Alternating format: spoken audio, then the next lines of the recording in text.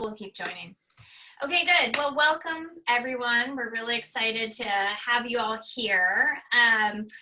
We thought in the midst of all this sort of craziness and chaos, it's also a good time to reflect on prior experiences. And of course, no one has ever seen anything like this before.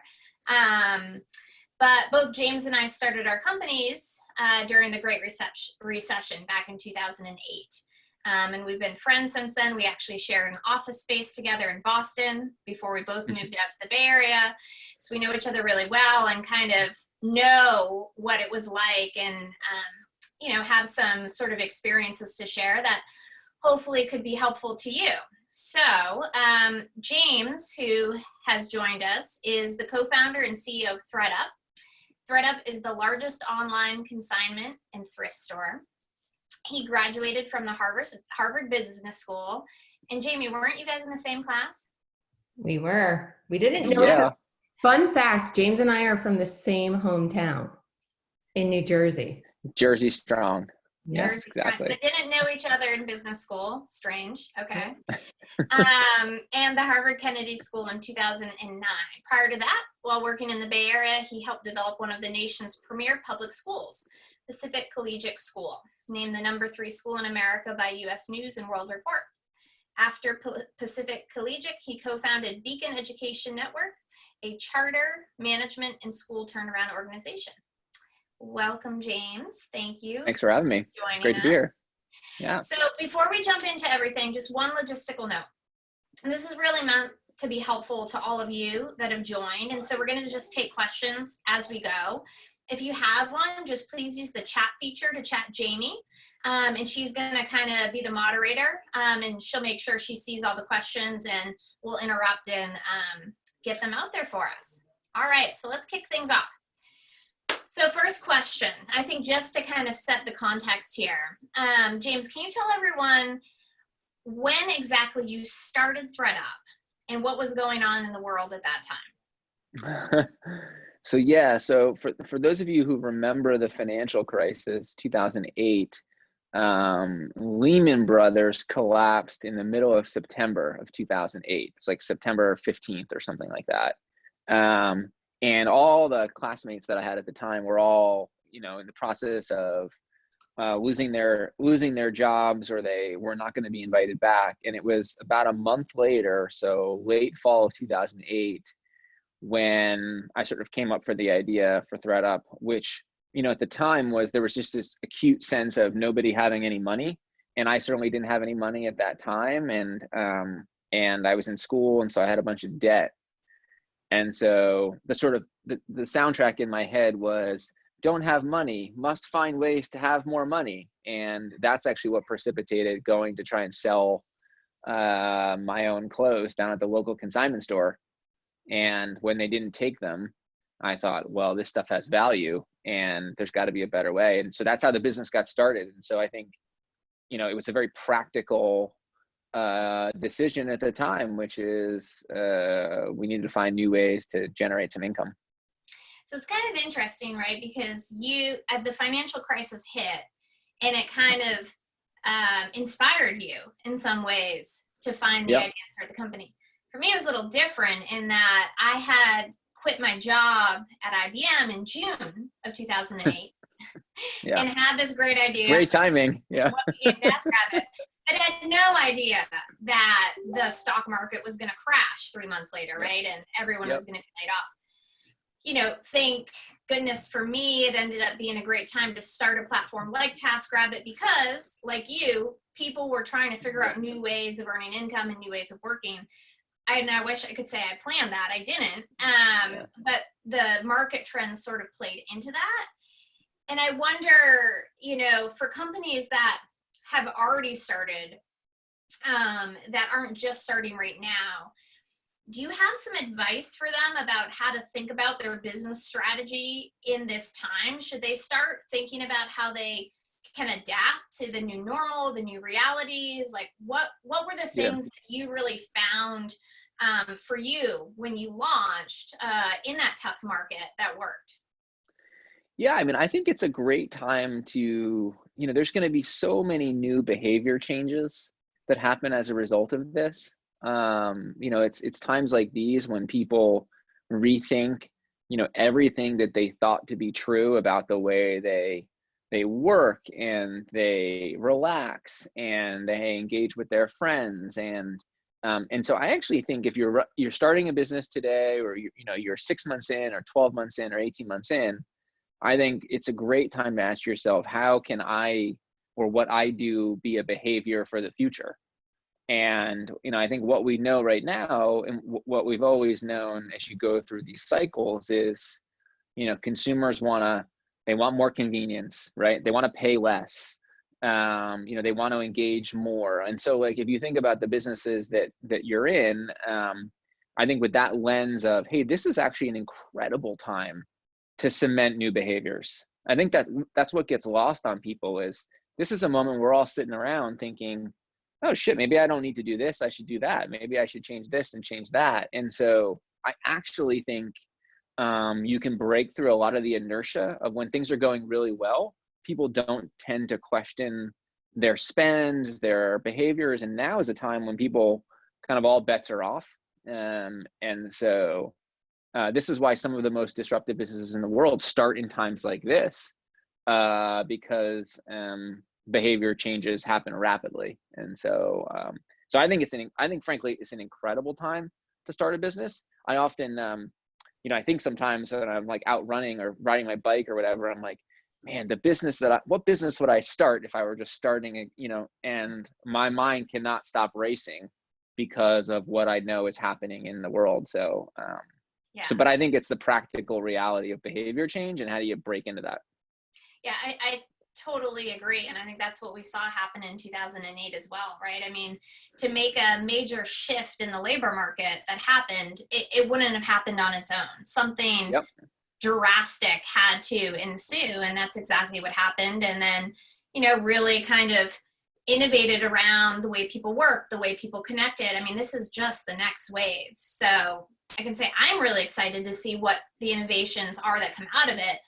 I think the other point that you're making too is, you know, the resilience that entrepreneurs will build during this time, that you built, you know, when you started ThredUp, is really going to create sustainable, long-standing businesses and platforms.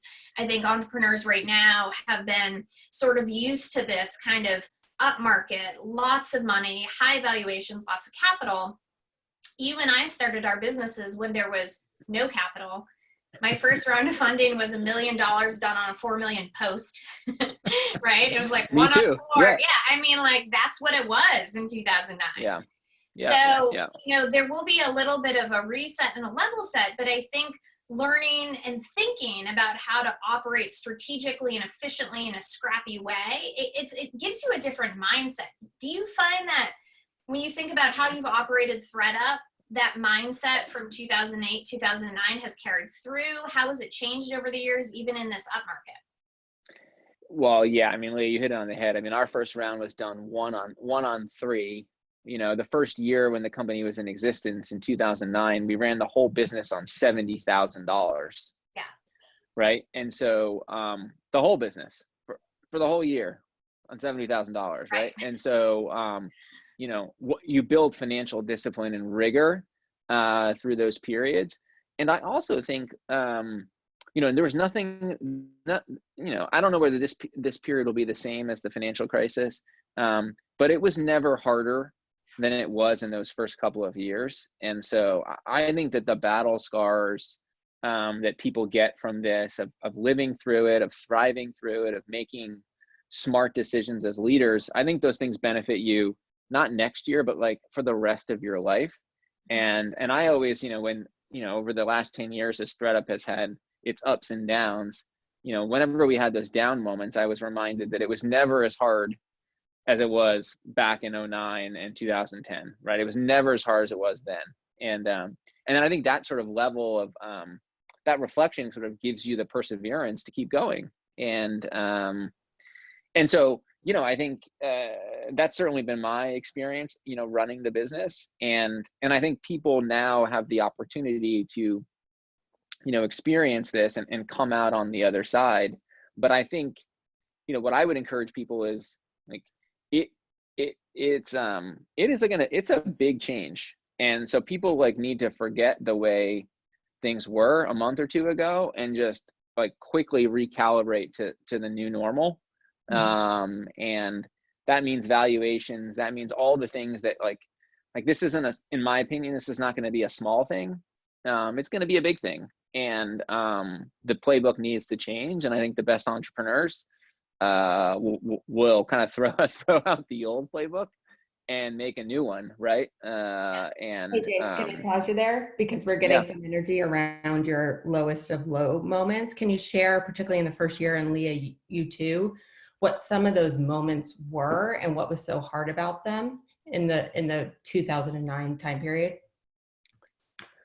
Yeah, I mean, the lows were, look, we could not raise money, you know, and you know, and so I think like that was the hardest thing, is you believed you were onto something, but like you just couldn't raise money to keep going. At least that was my experience. And I think, you know, entrepreneurs these days are going to be hit with the stark reality of, you know, going into raise that A round or that B round and the valuation being 75% less than it was before. And, you know, let me tell you what happens, which is you take the money and you fight another day, right? And I think that's certainly what I experienced, you know, back in 2008, 2009.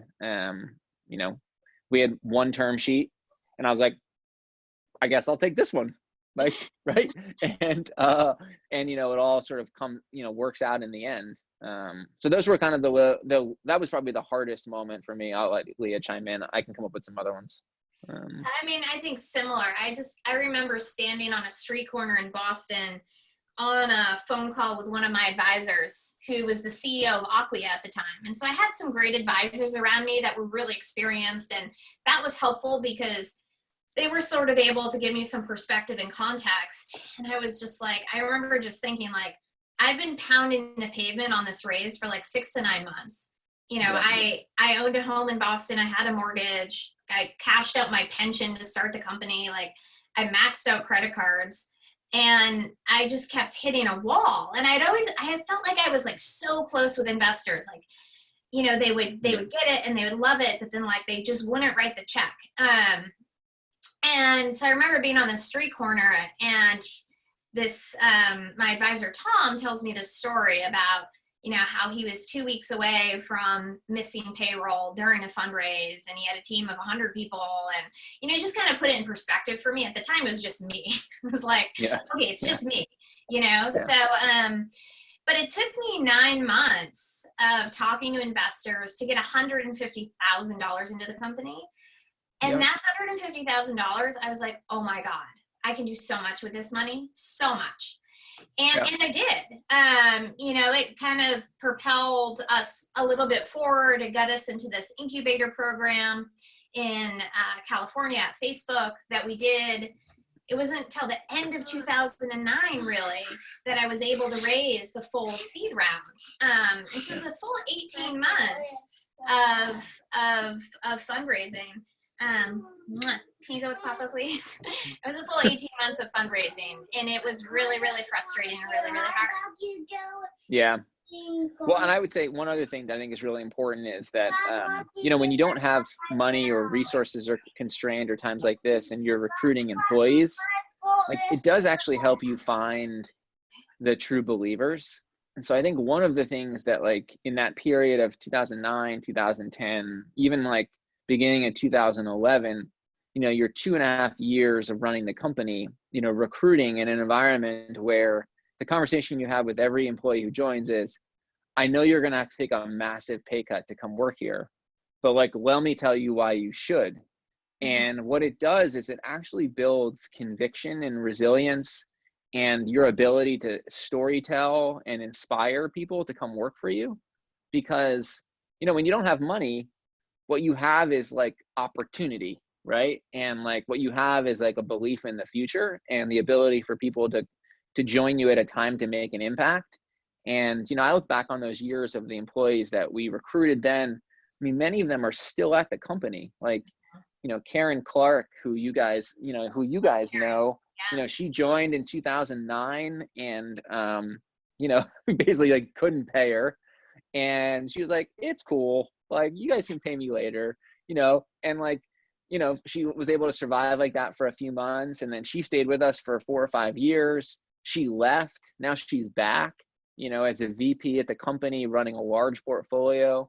Dan DeMeyer, who was our first like engineer, you know, now almost 10 years later, is chief product officer. And like, and so I think like you can recruit some of the most important people in your company and frankly in your life, like some of your best friends, you know, happen in times when like this. And so that was probably the other thing I really, you know, was hard, but I appreciate it now in retrospect.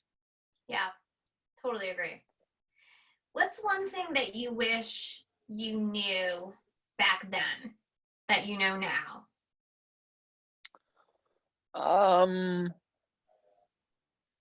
You know, I think that the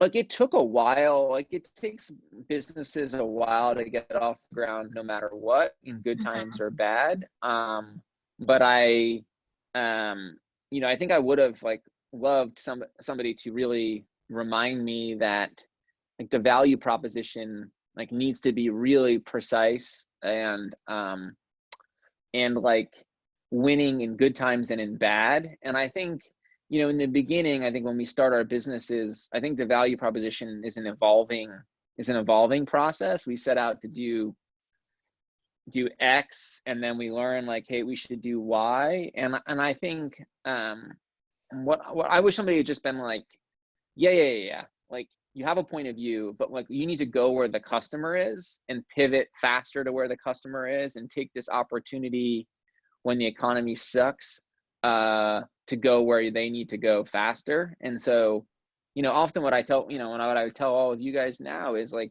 now is the time to ask yourself, is this really like what we should be doing? Should we tweak how we're delivering our service? Should we tweak our pricing model? Should we tweak how many people we really need on the engineering? Like let's like tweak all of these things now. And so I just wish I eventually figured it all out, but I wish somebody had like beat into me the ability to pivot faster. You know, I think our pivot took 18 months and I wish it had taken 8. Yeah, so same. I mean, I had a similar experience. I actually think for me, it was because we had started at such a tough time. As the market improved, there were lots of competitors that started to pop up. They raised tons of money. There was tons of hype around them. They were burning tons of capital. I never felt comfortable operating that way. And I think it's because just in our DNA, it was, you know, very scrappy and entrepreneurial. And we did, you know, test a lot of things. We were always looking for product market fit. But I think, you know, very specifically, actually, is we missed the boat on mobile. Like, we had a very strong point of view on getting into market and building this marketplace. And at the time, eBay was really, right, like the go-to model for a marketplace approach. We stuck to that too hard and too long. And, you know, when the competitive landscape did start to heat up, when the cycle improved and there was lots more money to go around, people would pop up with new models, you know, mobile first models, faster booking platforms, and they just kind of shot by us. Now, the problem is they didn't operate efficiently. They burned through tons of capital and they eventually flamed out. So, you know, we were built in a very sustainable way, but I do think we could have pivoted faster, moved faster, tested faster, to be honest. Yeah. And everybody says that, like, people give this advice all the time. And I think the hardest thing is to really take it to heart, you know, and to balance like the conviction on the way that you believe you should run the business while really like internalizing the feedback of, hey, you're moving too slow, or you're not thinking about it like as, you know, you're sort of construct of like how you want to like test your way through this isn't quite right. It just took us too long, you know, and I think we sacrificed a year. And we managed to survive and come out the other side, but it was a lost opportunity. So let's talk about just preserving runway for a second and cash flow. I mean, the 2 jobs as a CEO is don't run out of money hire great people, right? Yep. So on the first point, don't run out of money. You know, how do you avoid doing that? What were some techniques, some tactics that you use throughout the life cycle of your company to just manage cash flow, manage burn, manage the strategy? Yeah, so I think it for first time entrepreneurs, probably it's a harder thing to swallow. But you know, you have to think about whatever your like assumptions about like your runway were a month ago, like you probably should double them. And that's a really hard pill for people to swallow, to think about, hey, how do I cut those costs the way that I need to, or you know, what do I do differently? But I think that we're in for an extended sort of slowdown, and I think the capital markets. I mean, you guys are investors now. You're closer to it than I am, but like, you know, I'm prepared for the next year or so to what I'm like processing internally as kind of like a lost year, almost like where like we're gonna have this like slowdown, and then it's gonna take a little while to get back to where we were. And frankly, like that 12 months is just gonna evaporate, and like the Q2 plan that I think we have for this year might end up being the Q2 plan we have for 2021. Mm-hmm. And now, you know, crossing my fingers, I hope that that's not true, but like, you know, that's the guidance that I would give. And but I think it requires people making like the really hard, uncomfortable choices, and everybody's got to do it. And I don't think there's necessarily a best way other than the conventional wisdom is out there, which is if you really are going to cut costs, I implore you to go deep and don't do it twice, right? And so everybody can tolerate a layoff. We're in a macro condition where it's happening. And so if you're running a company and you think, hey, the only way to double my runway or give myself an extra year is I got to have fewer people, whatever your like number of fewer people is, like increase that by a lot. And you know, I just think that's the right way to run an early stage company, because it's life or death. You know, I think as you get to growth stage companies like the stage that ThreadUp's in, I don't think it's quite the same. I think there's belt tightening, but I don't think we're certainly not in an existential threat to our existence like we would have been in the second or third year of our life, right? Like both it just sucks. Yeah. You know, and so it just sucks if you're an early stage company because the capital markets change so quickly, and you know, your ability to weather it, given that your revenues often aren't as high, and so the only way to weather it is to lower expenses, right? The math is different. Yeah, I mean, I think the hardest thing that I ever had to do at TaskRabbit was think about restructuring the team. And I know you went through a similar thing. I mean, Twice. It was terrible. Yeah. It was awful. Yeah. And so I think, you know, some of the context that we have right now is that, you know, it is something that everybody is at least thinking about. Maybe not everyone's going to do it or needs to do it.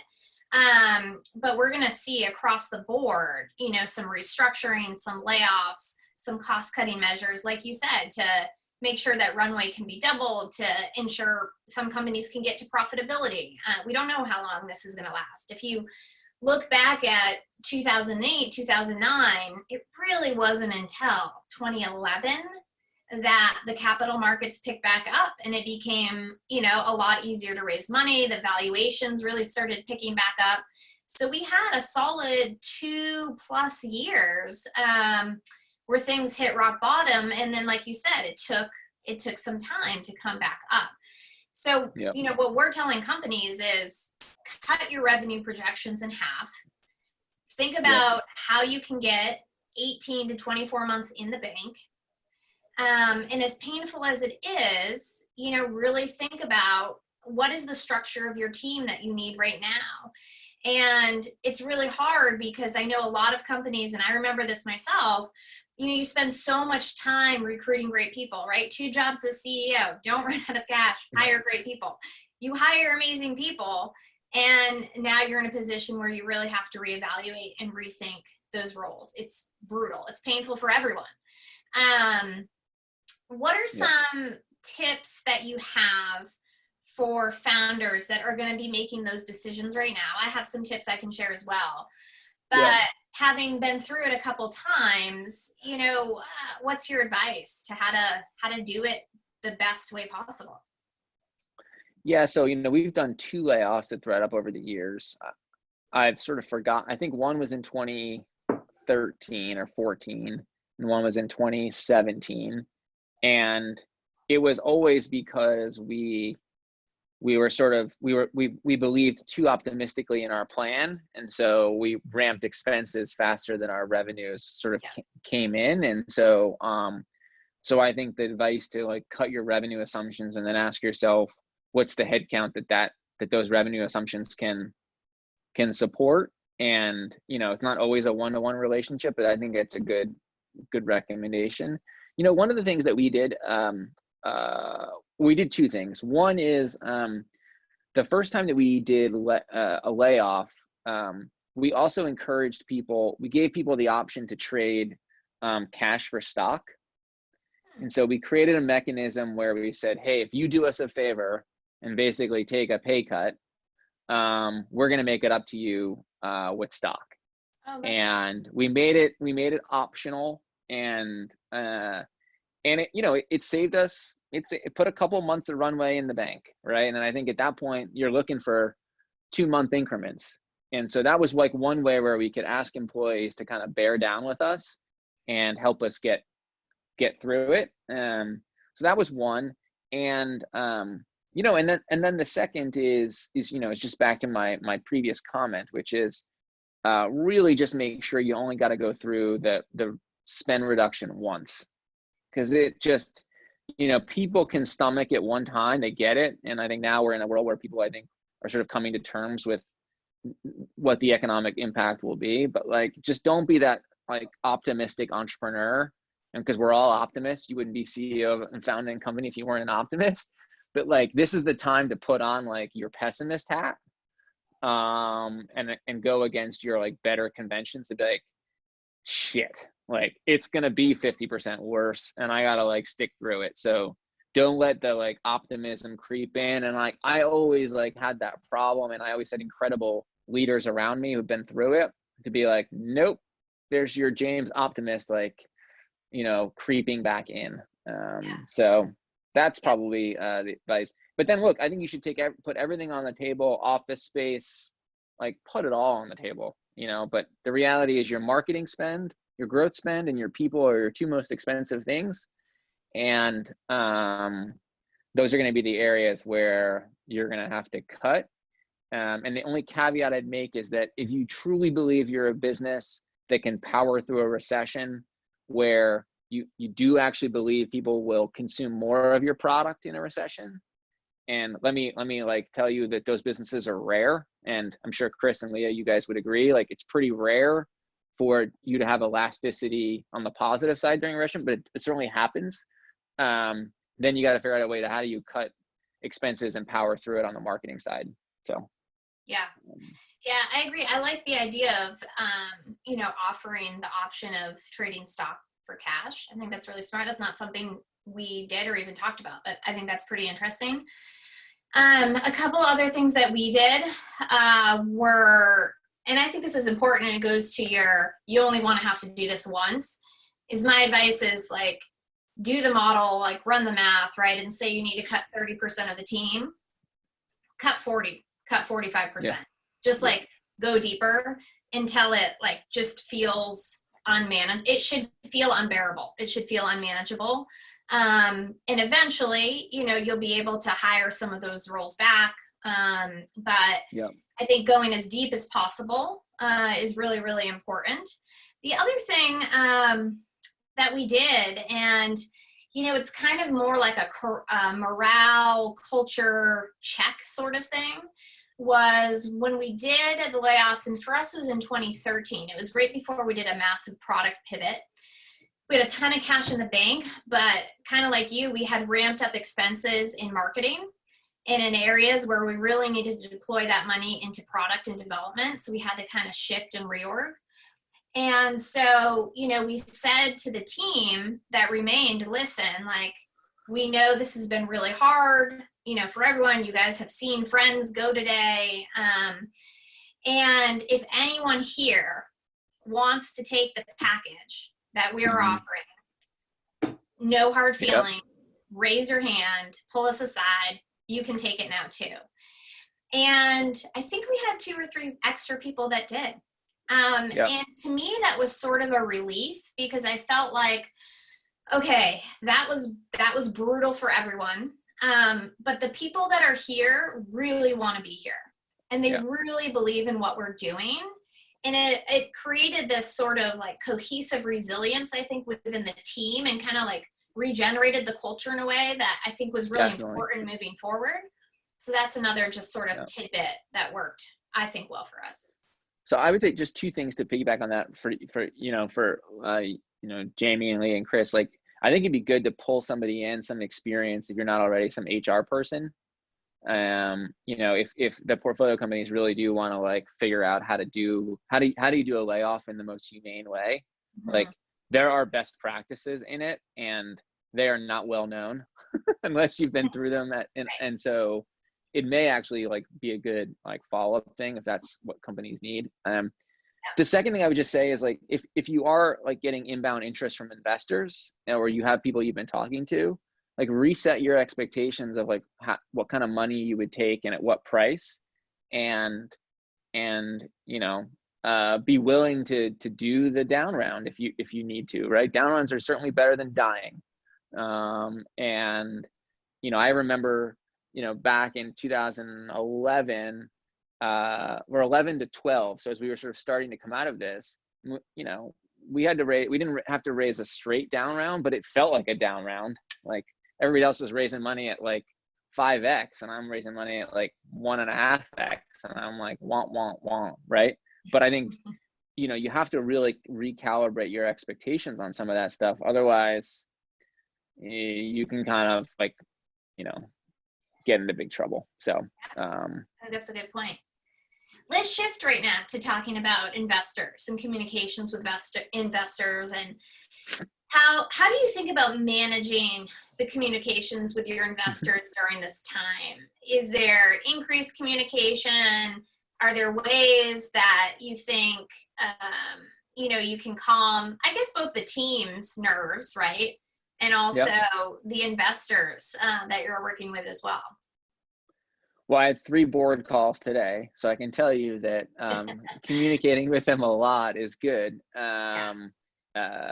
You know, and but so I think on 2 things. So one, that what we've done at ThreadUp, and there are a bunch of ThreadUp people that are like dialed into the call. So I mean, be curious what they think, you know, after. But you know, we've been trying to like deliver a weekly communication that I sort of put together for folks around, you know, what we're learning, what we're seeing, what our observations are. And, you know, I think now is a time to communicate more, not less. You know, we've created a Slack channel internally, which we're calling, you know, coronavirus leadership, you know, where we just have, you know, a cross section of folks that are helping us, you know, get the best facts on the ground and like what's happening in our business. And so we've really ramped up communication internally, and I think that's helped.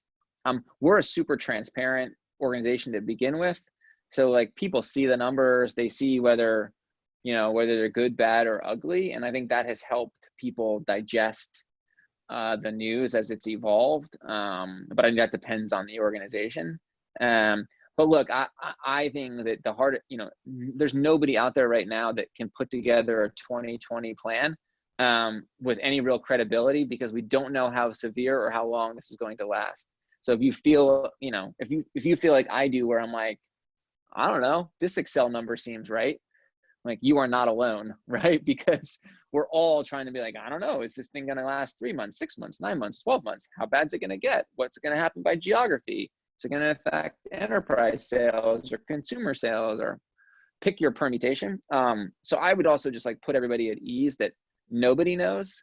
And so as you're talking to your investors, you know, Chris and Leah, I would put like your best foot forward, right? Of like, based on the information I have today, this is what I think is going to happen. and I'm going to probably change it next week.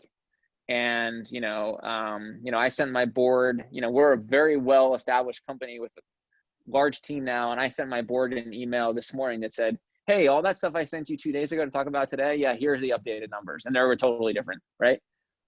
So I think investors understand that, and I think they just want the rigor in your thinking around how you're thinking about the business. I think that's the most important piece. Yeah, I would agree. I mean, as I'm sure you can imagine, both Chris and I have been on tons of phone calls the last 2 weeks just with companies, Yeah. and going through their plans and going through their numbers. And, a lot of the companies were maybe going out to raise a Series A starting this month, or, had planned doing a larger seed, or had planned doing a bridge, or companies that were just getting started. And so literally the rug has been pulled out, right, from everyone. I think the most productive conversations Chris and I have been with founders who have proactively taken a hard look at their numbers and at their model and said, like, I don't know, but this is at least half of revenue is gone, right?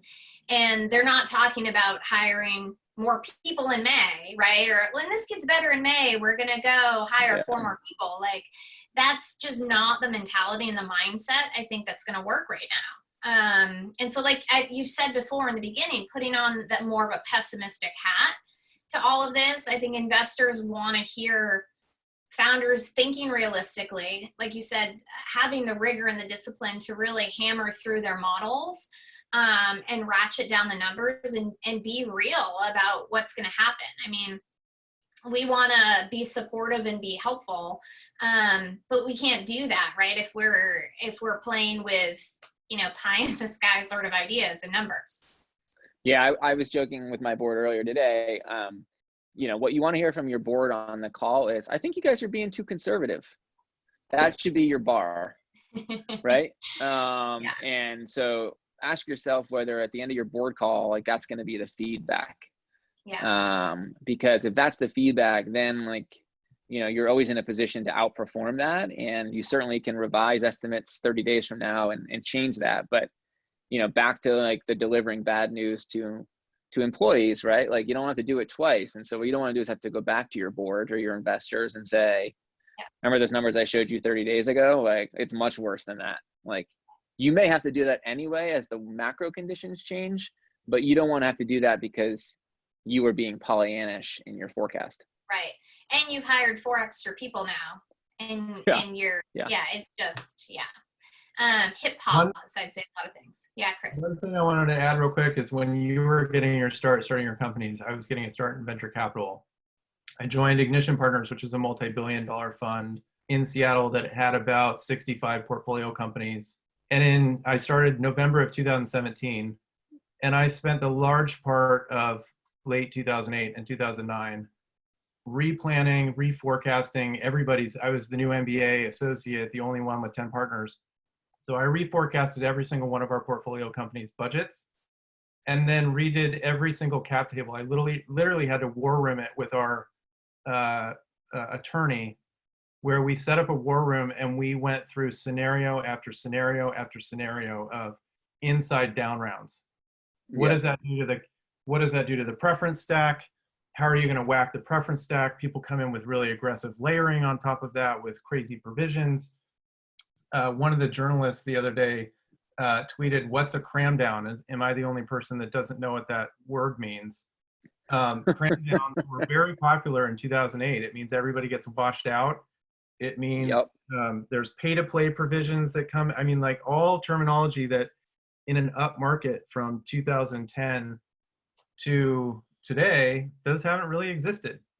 Nope. And so I would just caution that there are, we've had some conversations where I just don't think the reality has set in quite as starkly as it should. We don't know what's coming, but 08 wasn't 2000, and 2000 was brutal.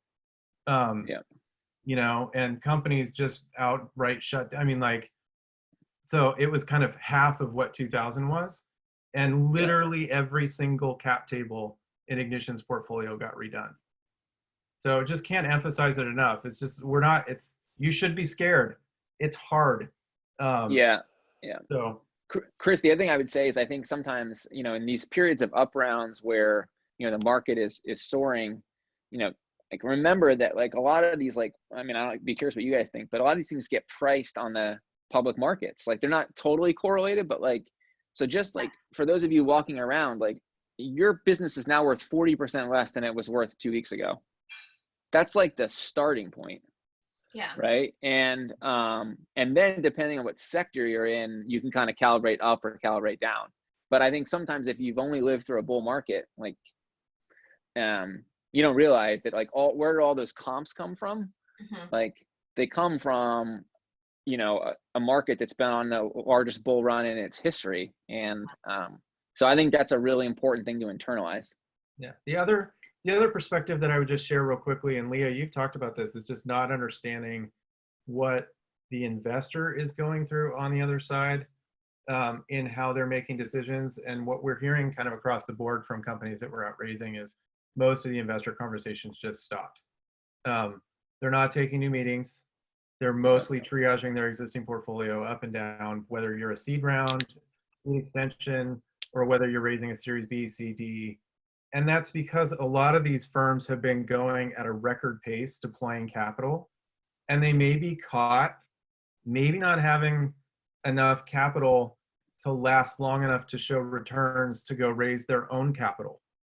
And so they're having to do their own cash planning on the back end and hitting freeze because they don't know what's coming. Yep. And so it goes all the way up to LPs calling us this week, wanting us to know what our capital call schedule is going to be, how much cash are we going to ask them for, so they can plan how much equity they should sell when their equity position was just dropped by 30%, because they need to make a capital call to us because they made a commitment. So there's a whole stack rank here that as an entrepreneur, I don't think you're taking that into consideration. It's just worth knowing what the other side is going through too.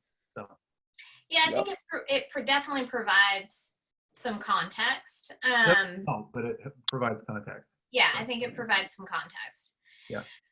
Well, let's shift gears a little bit and then try to open up for more questions. Let's get personal, James. So we both have kids running around the house. You have 3, right? Okay. So how is it going? Until I kill one. Yeah. Yeah. How is it going? I have 2. Mine are 6 and 3. How old are yours? 3, 6, and 9. Yeah. So you guys have seen my 2 bust in here already. What has it been like, operating your company from home in this situation with the family, juggling it? I mean, that's just added stress overall. What has it been like for you? I don't know whether running the company is harder or homeschooling 3 kids is harder. The jury is still out on that.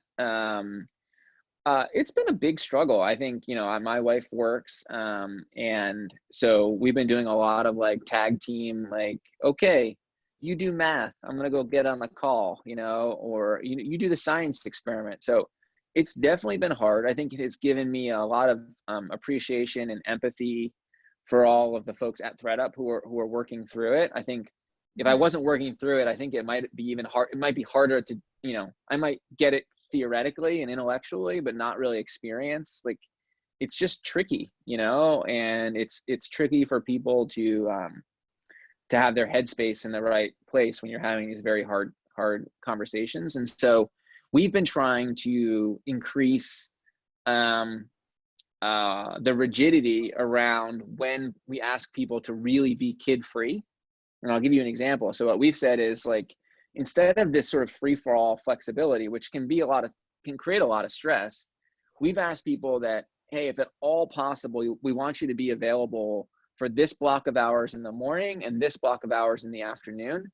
And for like team-wide meetings, right? For a marketing team meeting or an HR team meeting, and then giving flexibility around that such that people don't feel like they're just getting bombarded with all of these calls they need to be on at all times, which can be really stressful. And so what we've done is we've said from 9 to 11 and from 3 to 5. We really want you to make sure that like you can be available for calls. And outside those times on a one-to-one basis, you know, we want to give you that flexibility, but you know, we've only been doing it for, you know, a week and a half. So that jury, I think, is still a little out, but at least the feedback coming back in is it's helped a little. I could see how that would reduce anxiety. I mean, it just feels like we're so used to being on all the time. Yeah, right, yeah. for work. And now we have 8 other jobs that we're also trying to juggle. Yep. And so Yep. trying to compartmentalize a little bit into a schedule. I mean, I think that's a really smart idea. Yeah. What about, how are you sort of preparing yourself mentally, preparing your team mentally, thinking through the culture of the team for what's to come? Just the uncertainty and the unknown. How are you thinking about that?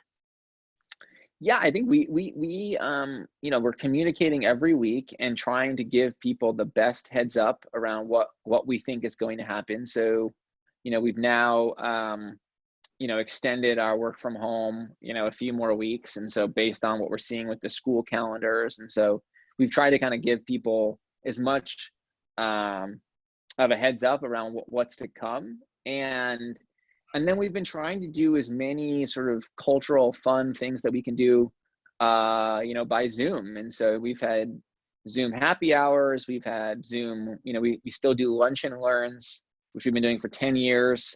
So we've been doing lunch and learns every day from, you know, roughly 12 to 1. There's a 30-minute segment in there, everything from baking bread to, you know, the joys of running, right? I mean, so, you know, we've tried to kind of keep some of that cultural momentum going. I've certainly tried to, with my team, start as many meetings as possible, just checking in and seeing how people are doing. And so taking a moment to be more human first, you know, versus getting right into the agenda, because you sort of lose that water cooler check-in moment. And so building more time for people to just shoot the shit. So, you know, when I'm running the business in the office, I'm much more of a, hey, we start at 10 a.m., we end at 11 a.m., like we go on to the next thing. I'm now more of a, like, we start at 10, we chit chat for 5 or 10 minutes, and that just is fine, right? Because I think that's what people need. They need that chit chat social interaction. Yeah, I think that's, like, you know, I think that's the best that we're able to do. And it seems to be okay for now. I would say one thing that I would call out is that ThredUp has been we've had a work from home policy, which we've called Maker Days. So the one unique thing that many of the people on the call might not know is that, so at ThredUp, you work Monday, Wednesday, Friday in the office, and Tuesdays and Thursdays, we call Maker Days. And on those days, there can be no standing meetings, and you're not required to come to the office. And the core thesis of that is we give you 2 days of the week to really do the hard sort of work that you have to do by yourself. And we don't kind of interrupt your flow of your day to do one-on-ones and team meetings. So we've had for the last 6 years this policy of work from home. So ThredUp is kind of uniquely positioned in this way to absorb these conditions probably a little bit better than others, since people have been working from home more or less on a Maker Day schedule for some time. So interesting. Do you guys have sort of back of the house fulfillment operations type folks that still need to go in and pack bags and unpack bags and that sort of thing? Yeah, I would separate our corporate facilities, which have Maker Days, from operations. You know, Okay. Operations runs 24/7 more or less. Yeah. For folks that have, you know, fulfillment back of the house ops issues, how do you think about keeping those people safe, you know, caring for them? Is there anything that you've done with their schedules or, you know, their day-to-day that has shifted? Yeah, I mean, that's probably been the biggest disruption for us, is those facilities. We have them in Pennsylvania, in Atlanta, Phoenix, and Chicago. Okay. So about 1,300 or so people across those facilities. And we've done a few things that I think, like, one is we've obviously, if people don't feel safe, we don't want them to come to work. So if they're concerned around, you know, what's happening in their community, we tell them, they're not required to come. We've increased our paid time off and, the ability to kind of earn, use your PTO, and also encouraging people, if they don't want to work, we sort of support their unemployment, benefit claims, and what the government has done to step in to kind of top that off. And then if we have any forced closures of our facilities, we're paying people for that forced closure time. So, and we've communicated a lot of this to kind of put people at ease, because I think the biggest question, for many of our hourly associates is just the uncertainty of, am I going to have a job tomorrow, or, what the next, few weeks might look like. So we've tried to build more certainty into that.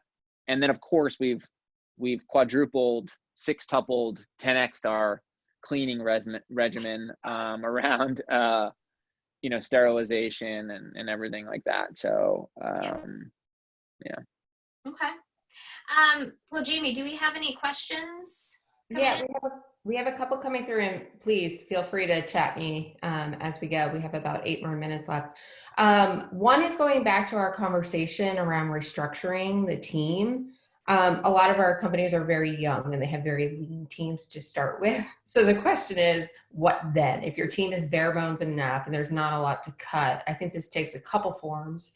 One is, James, your point about marketing and cutting elsewhere. Can you give us some thoughts on that?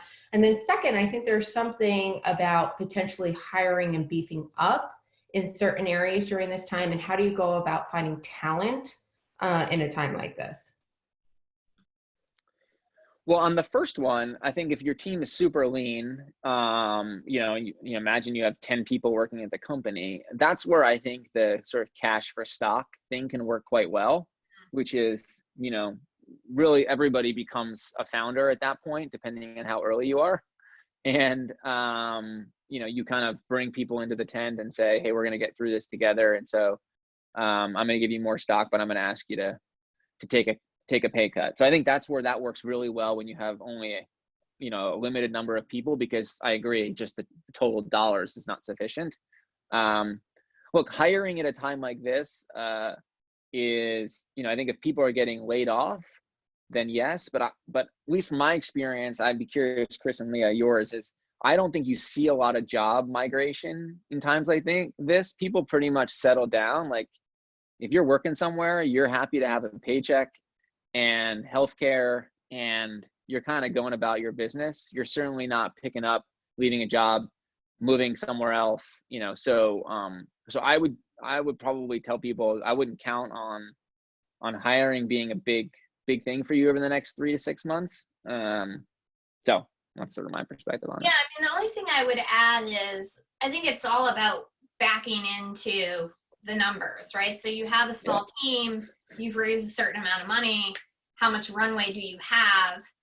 Can you get to profitability? If you can't, can you get yourself 18 to 24 months? If you can't, then the question is like, where are you going to cut? Because it's hard to imagine, right, that you're going to bring in, a bigger seed round right now, or even an extension in some cases that will kind of bridge you over. So I'd say just run the numbers in your model and look at it from that standpoint rather than, sort of team size. I would also say, if you're going to issue more stock, and this is that, typically when you're, raising money from early stage investors, the option pool gets taken out of the founder share. Like, I think in a situation like this, if you have to increase the option pool to give people more stock, like, I think you share it broadly. I think everybody on your cap table is in it to make sure a company survives. So as you think about, hey, if I need to issue 5% or 10% more shares to my most important employees to kind of ride this out and have them take less money, think about it holistically. So that's my plug for option pool sharing. Smart, and it's a little nuanced, but it's certainly easier for investors to get on board with that plan than writing a new check out of the fund. Yeah. 100%. Yeah. 100%.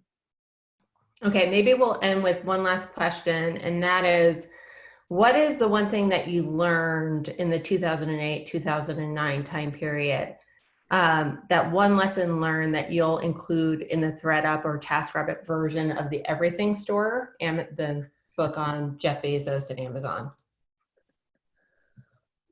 I mean, I think for me, it's just that the market runs in cycles. Okay, we all knew that this was going to happen. We didn't know this was going to happen at some point, right? But we knew that we were in a cycle. We knew we were at the top of the market, and everyone was waiting for the bubble to pop, to crash. We saw it in 2000, 2001. We saw it in 2008, 2009, and now here we are in 2020, seeing it again. And so I think if you can have perspective that this is part of the market cycle, and you can take a really long-term approach to how you build your company today and put that into your DNA and your team's DNA and build a team around you that is aligned in that way. I mean, I think that's what makes you resilient, and that's what makes your company sustainable. And hopefully your company will make it all the way up and into the next cycle. Yeah, I would probably say I have probably two thoughts on this. I mean, one is that, this will build like financial discipline like nothing else in your life will. And so, being really cheap and resourceful, and being really smart on your hires, typically like businesses that have to do layoffs, and I've made this mistake now twice. It's that you just get too optimistic and too aggressive in your expenses relative to your revenues, right? And so I think you really will build some financial discipline in your models if you really keep the hiring bar high and ask yourself, do I really need to hire this nth person? And I think that will build you long-term opportunity. The second is, but the other thing I think when I was reflecting on this last night, was, I was not running a business at the time that was running for 5 years and then was taking a nosedive because of the macroeconomic conditions. If you're an early stage company, your revenues aren't that big anyway. And, and so you should be asking yourself, your comps are can I really change consumer behavior or get the adoption curve to swing my way, versus feeling like a lot of these incumbents, if you're thinking about if you're challenging an incumbent industry, that incumbent right now, if it's in most industries, is absolutely getting slaughtered, right? And so they're closing in and being really defensive, and you're just kind of the nimble upstart trying to steal some of their business. And so think about what it takes for you to grow 50% this year, right? It's a much different number than what it takes for an incumbent to not shrink 50% this year. And so remember that startups are, you guys are nimble and flexible and can move fast and can steal share in a time when a lot of the existing guys are just trying to hold on. And so that's why I think it's an incredible time for businesses to start. All those incumbents out there that are getting crushed, they're already dead and dying. Our job as founders is to go out and finish the job, and so take it as an opportunity to go out and win what would have been harder to win, a month ago. So. Yes, I would definitely agree with that. I think now is actually a great time to be starting a business, to be innovating. I think you have an edge in the market, as James just said, that not a lot of the incumbents do. And now is the time that consumer behavior is going to change, that consumers are malleable. So now's the time to sort of embrace that. I'll say, just in closing, one of my favorite memories of James is in Boston, in this shared office space that we had, and him just being surrounded by piles of clothing being sent in direct to the office, because early days, right? You were sorting through all of the clothes yourself.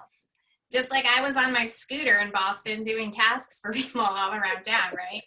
So it's now's the time to hunker down, focus on product, get really close to the customer, figure out what their needs are, and know that their needs are going to change right now. That you've said this, James, multiple times in this webinar. Forget what you knew 1 month ago, 2 months ago. Everything has changed. So get really close to the customer, do as much as you can on your own as the founder to really understand what's happening in your market and adjust strategy accordingly. But it's for the companies that can hunker down and make it through this, you're going to come out on the other side so much stronger and in such a great spot. And you're going to be creating a long-lasting business that people are going to remember. You're here.